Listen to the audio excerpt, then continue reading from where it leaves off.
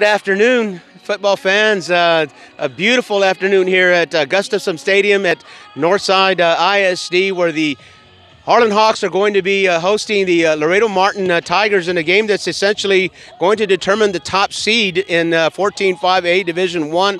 We're visiting with Coach Eddie Salas, the head coach of the Harlan Hawks. Coach, here we are, Week 10, just like all the fans would love it to determine the champion for this team. Absolutely. It doesn't get any better than this. You know, it's an early game, playoff atmosphere already. Our kids are fired up. I'm sure theirs are. And it'll make for a great game.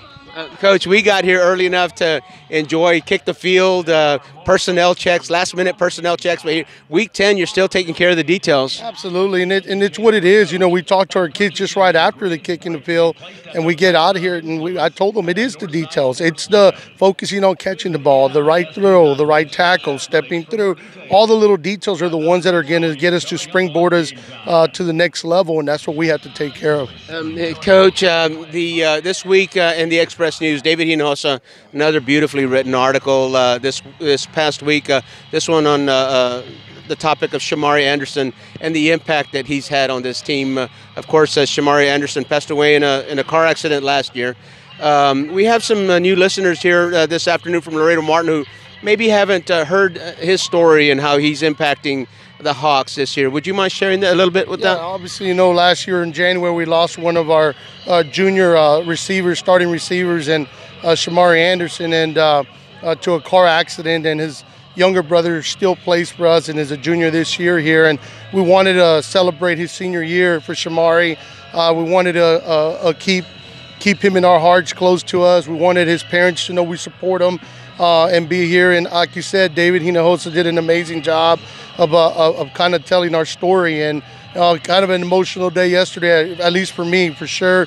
You know, I picked up the paper. First thing I look is in the front page and see his younger brother sitting by his locker, and I had to put that paper down and wait a couple hours till I kind of regrouped and was able to sit in my office alone and read it. And I'm gonna tell you, he did an amazing job of telling the story. But more than that is we want to keep him around. We want to keep his number alive, his story alive, and make sure his family knows we're there for them. A beautiful, if not tragic story, Coach, and I appreciate you sharing that with us. This afternoon, kickoff time is 2 p.m. here at Northside Gustafson Stadium. A little bit of a college day atmosphere, afternoon football. You have to wait till November to do it, but it's a little bit different. What's it like for a coach to prepare for a Saturday ball game? You know, we prepare and we try to keep everything on kind of the same type of schedules we have, but honestly, we changed it. We kicked the field here. We wanted our kids to come back, even though this is our home field, but know, like, hey, we're running through stuff. We're doing our detailed stuff that we need to do to take care of our business. And like I said, we don't take Laredo for granted at all. They're a great football team, very well coached. I know I talked to Coach Charles just yesterday and told him that. And so I told our kids, you better be ready for a dogfight, because they come out here. They're very tough out there, and they're going to be ready to play, and so are we.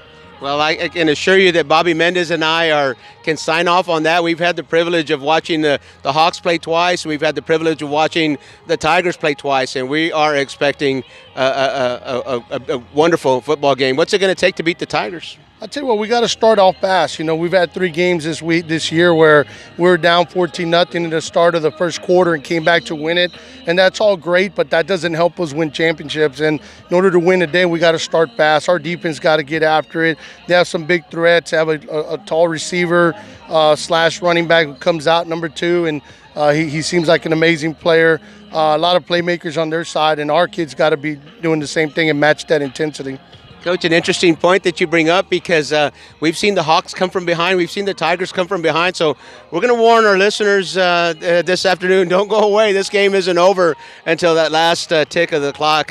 Coach, good luck this afternoon. I'm going to say good luck against the Tigers. Thank you. Appreciate you guys.